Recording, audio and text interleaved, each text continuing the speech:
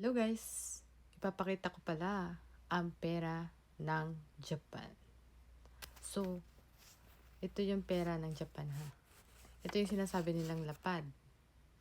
Ito yung 10,000 yen. Ito yung lapad ha. Kaya siguro malapad dahil ay, may compare niya siya dito. Yan, malapad nga. Wait lang. Yan. Malaki nga siya.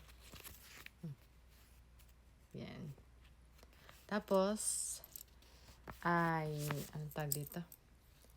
Ito, yung piso nila dito. Para siyang plastic. Ito. Wait lang, laglag. Ito ay 1 yen. Magkano ba to sa natin? Centavos lang to. Tapos, ito ay 5 yen.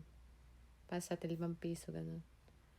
Pero mga to mga kalahati. Mga 2, ganun. 2 pesos, ganun.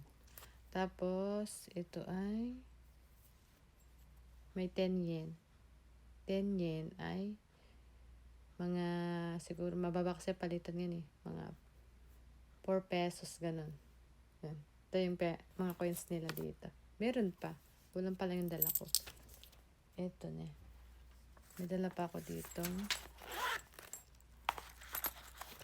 Ito naman yung 100. 100 yen.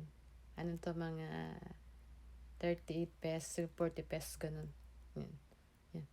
100 yen. Para lang siyang piso sa atin ng itsura. Yan. 100 yen yan. Yan. May 100 nakasulat. Tapos, wait lang ha, nalaglag kasi.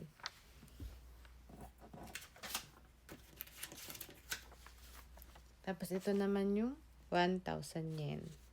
1,000 yen. Siguro mga 400 pesos, ganun. Ito.